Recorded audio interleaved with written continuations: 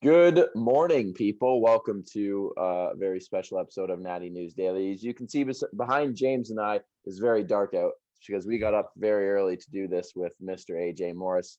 But it's for Legends. a very, very good cause. AJ is 2 days out from the first show of the season.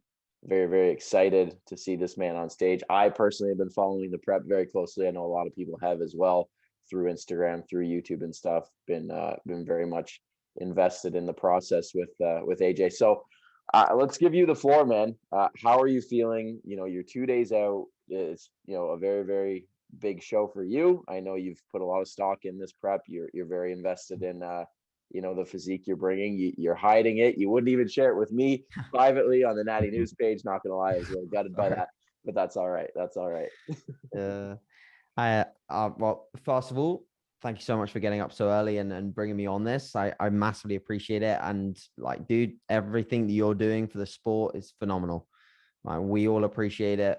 And there's nothing out there quite like this. So I'm more than happy to spend some time with you guys in terms of how I'm feeling. So we just sort of had a little bit of a chat off air about where I'm at, but I've never been so relaxed going into a show. Never been so relaxed going into a show. Even when I competed in 2017, where I knew I was really confident with what I was bringing, I was still a little on edge because I hadn't at that point achieved a level of success that I had in my head of myself. I'd never really won a big title. So I had that sort of weight and pressure of, am I actually a good bodybuilder or not? Like, am I actually any good at this? For sure. You know, I'd won a few regional shows and things like that, but I had, role models, inspirations, and people that I was following. I wanted to be like Brian, I wanted to be The like best. Sean, I wanted to be the best, I wanted to go to worlds. I wanted to go to that WNBF trip in that time period, when the UKFBA was affiliated with the WNBF. And I wanted to win that junior title. And, I got that. And when I got that, I think the spark was truly lit for me to be a high level competitive bodybuilder, and last year was definitely just sort of a very, very difficult prep for me in a lot of ways. A lot of obstacles, a lot of things that weren't done the way that I usually do things. And it was a massive lesson learned, and I reflected harder for that. I had multiple phone calls with people that I trust. Those two people basically are the only people that I've really shown my physique to this entire prep. And I just went off a lot of what they guided me to an extent. I still think I definitely could have done things a lot better. But that's what you always learn. You always learn. Like, no prep is a failure. It's always a lesson learned. But even though I could have done things better in hindsight, I am so damn happy with what I'm bringing this weekend. Awesome. I know that it's a physique that I should be so proud of. Like, even when I've got like horrendous prep brain, I look at my pictures and I'm like, I'm proud of this look. I'm proud of what I'm going to put on stage, and it is just a representation of the way that I train. And that's the main reason, Leroy, like, why I've shared the training, Yep. is because what I want is, when I put up some stage photos, I want people to look at the stage photos and then know exactly what took me to that look. Yep. And that's the training. And yes, it's the brutal days of dieting as well. It's digging far, far deeper mentally and physically than I had to dig in last year. Like, last year's prep was basically a mini cut, in comparison, genuinely. This year's prep, the last 6 pounds was a place that not a lot of people really go to be honest. Yeah, because I've heard you, whether I can't remember if it was on a post or something, but you said you're like 1,500 and you have low days upon that too. Oh yeah, Yeah, yeah, like, yeah. Yeah, you're I'm pushing. talking 20K step days, 20K step days with 1,200 calories, for quite Honestly, an extended period of time. I think that is very good. And I'll tell you why. Because I think right now there's kind of a phase that's anti that. Oh yeah, It's anti digging that deep. It's anti doing that much expenditure. And as a result, obviously the look is sacrificed, right? Because you're not getting, those last 6 pounds, like you said. And I think for you and your position within the natural bodybuilding community, I think this is very valuable. And that's part of the reason why I'm glad we're doing this podcast. Because like I said, think this is going to show people that a look requires a certain job to be done. And that job is what you're doing right now. And it's why your face is sunken in. It's why you're wearing a freaking toque and a hoodie and you're exhausted and you're digging. But what will not right now. Like, let's put that into context. 2 days out, I'm actually all right. You're feeling I've not been on that thing in a while, and I've been eating a lot of carbs. Fair I'm enough. much better, but But anyways, I would say where you're going. I would say historically too, though, AJ, just from my observations, it seems like you had always been someone who had kept your, not necessarily in prep, but in general, high intake of calories. So to hear how low you're able to go, or how low you're forcing yourself to go in this prep, I think again for the listeners is huge, because you're not letting your ego get in the way and say, oh, gotta keep this in, gotta do this, gotta do that. You're doing everything you need to do to be successful, regardless of what it looks like on paper. Yeah. I mean, don't get me wrong. This is one of the things that I did wrong, right? So the amount of weight loss that I had to actually put myself through this year in the time frame that I did it was not a sensible idea, but I did it. Not many people can lose the amount. I put it this way. I've lost 50 pounds in 24 weeks, and I've retained pretty much pound for pound strength across the board. Pound for pound strength across the board. I've lost strength, of course, but relative performance has stayed very high. And so is execution. The difference in the ability for me to do that versus someone else, I'm a big believer that a lot of people would have copped out in so many of the sessions that I had to turn up and I had to do the work. Did I make it way harder for myself than I should have done this year? Absolutely. I had no business being as heavy as I did at the start. I should have been lighter. Did I gain a really good amount of strength and a lot of potential new tissue out of that big push up and out of the recovery phase? 100%. Did I miss a beat in that 6-month push up? No. Yeah, you can ask Loz. I lived and breathed bodybuilding for that entire off season. No day was missed. It was just meticulous. But the thing is, for us, meticulous is not meticulous. It's just normal. It's I don't think about getting up and doing my cardio and doing my abs and stretching and doing my posing. I don't even think about it. It's totally robotic. You could, I could tell you where I am in my house doing what I need to do at the exact time that I'm doing it every day. Yep. We go to bed at the same time every day. We wake up at the same time every day. We eat meals together at the same time every day. And Loz has also done that throughout her entire off season. That's why she's made the progress that she's making too. I appreciate that not everyone can do it to that level, but when you create an environment like I have with my coaching business and my schedule and my routine, you can set up a pretty productive environment to basically live as close to a pro bodybuilder as you possibly can be without being a pro bodybuilder that just lives off contracts. Yep. So that's really what a product of the results are this year. Would it be different the next prep? Would I be dieting on higher food and probably not as much expenditure?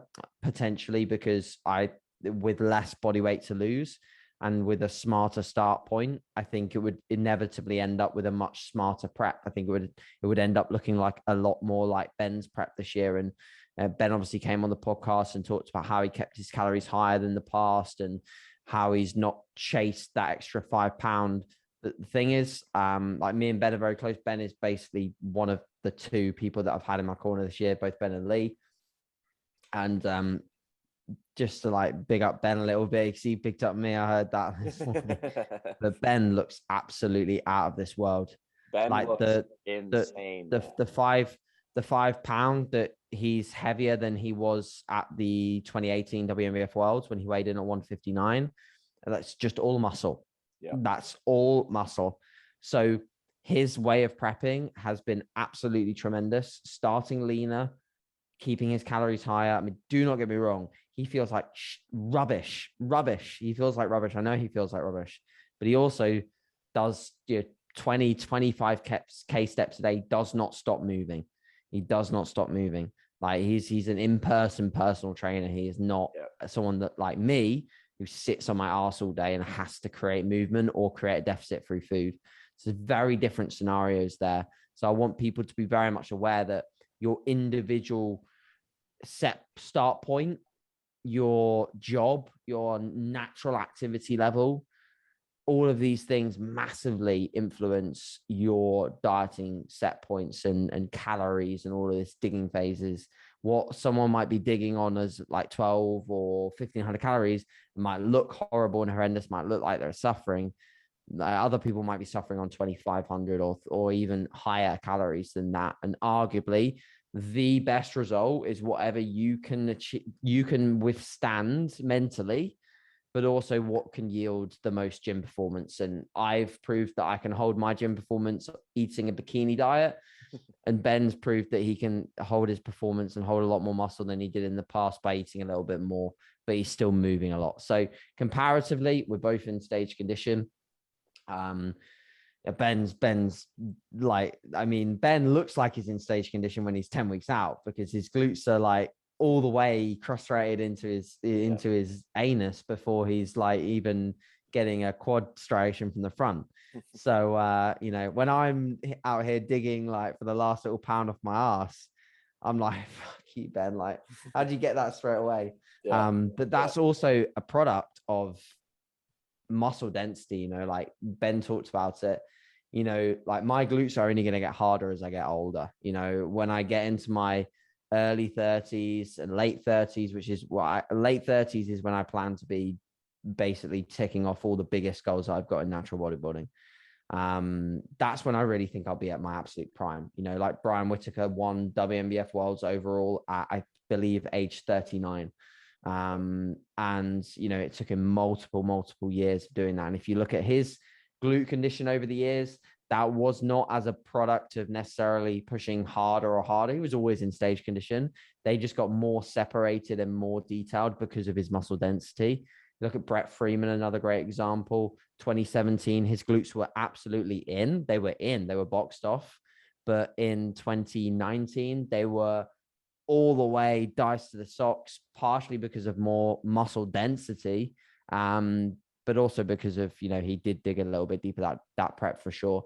But I think muscle dense time in the gym is the biggest thing. Like the longer you spend training, the more crazy you can get the look. So like my look this year, I believe is basically 2017, like nutty kind of conditioning with just bags more muscle density.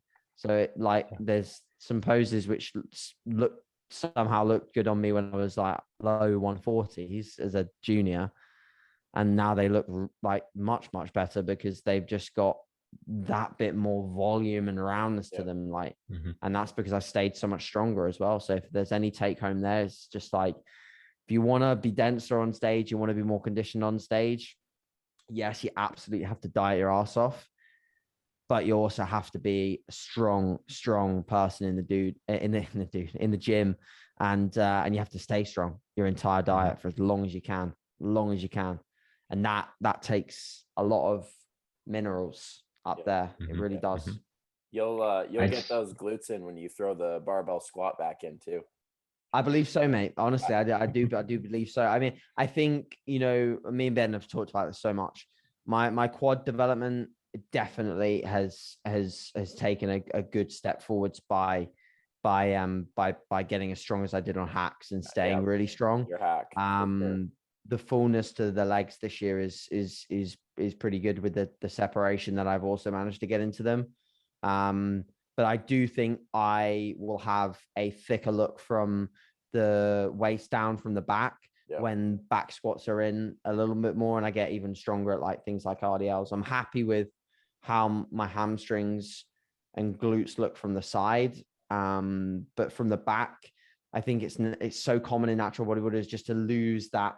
Like when you get everything in from the back, you kind of lose a bit of like roundness and fullness to the rear double bicep and the rear lat spread from the waist down, just because it's hard to have enough total mass there. Yeah.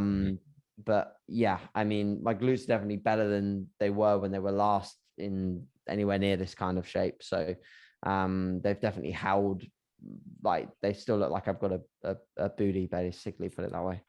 Not just like one of those, like when people have like shredded glutes, but they're just like tiny and they just like looks it's like yes, you've got it's like yes, you've got shredded glutes, but you just also got no glute muscle left.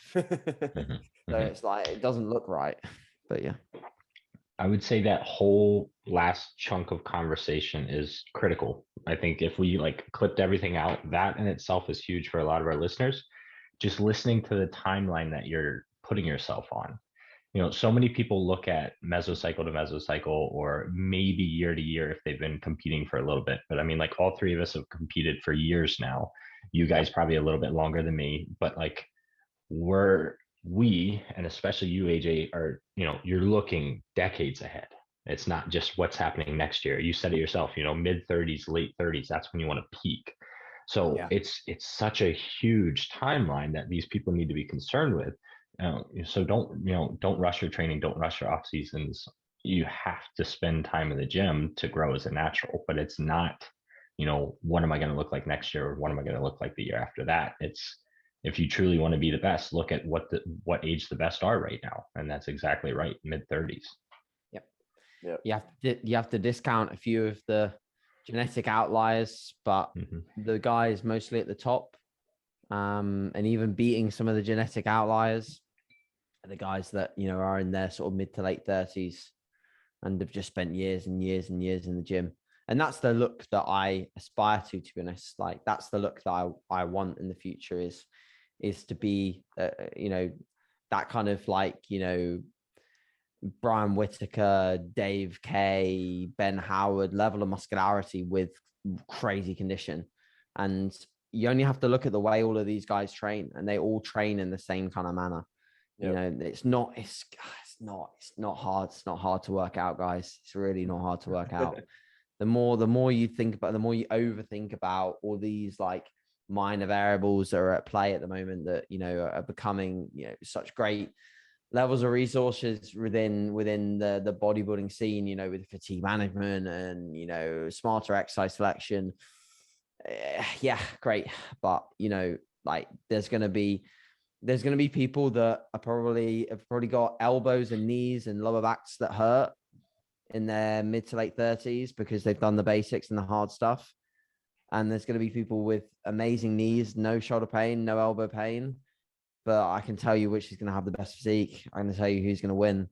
And it's not going to be the guys with the perfect elbows, the perfect knees. I can guarantee you that. Like, bottom line, it's just a completely different look.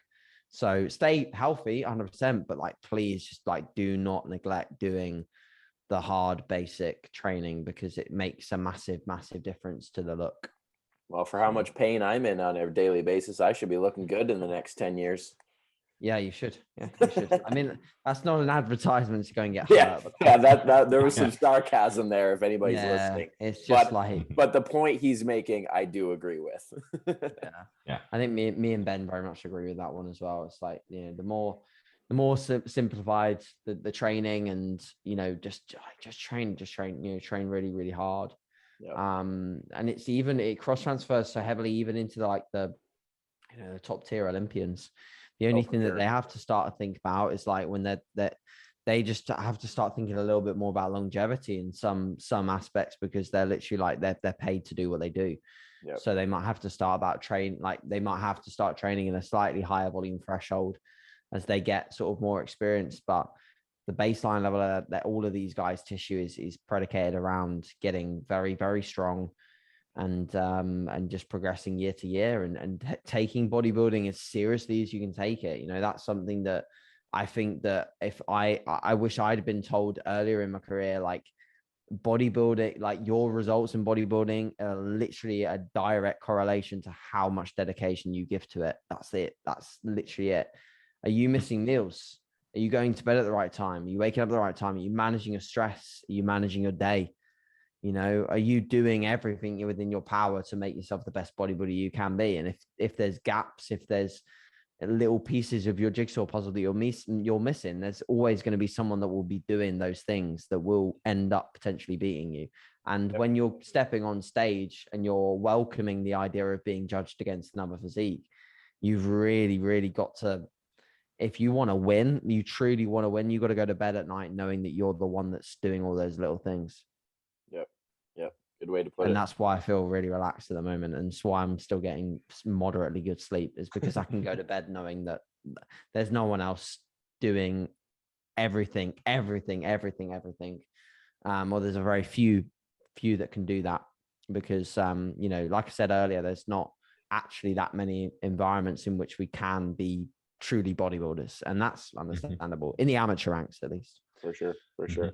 All right, man. I know you're pressed for time, so we'll kind of close this out, let you get on with your day. So I guess maybe one word to describe this prep compared to last year is redemption. You're coming back with a much better physique.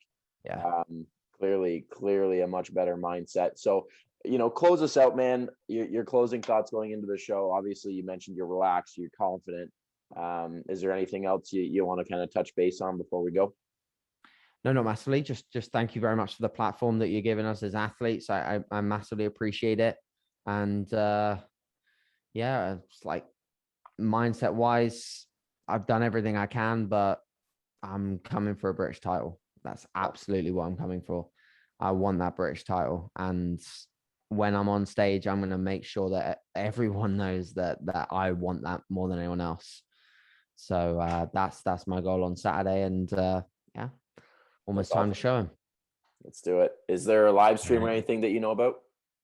Unfortunately not, no, because Lee wants as many bums in seats. Good. Which is important. So if you are in the UK and you're based anywhere near Leicester, please go and grab a ticket if there's any available that are left, and come and watch. And if you can't, if you're like Leroy and that's a little bit of a trek, or I don't know if I could make that plane ride. It's pushing it. Yeah. Then there is a website where you can like buy back the footage, but that won't be a live stream. And I'm sure that plenty of people will probably be putting on Instagram and things like that. So you'll get to see some pictures at some point. Good. All right, man. Well, again, thank you very much. I'm sure the people enjoyed it.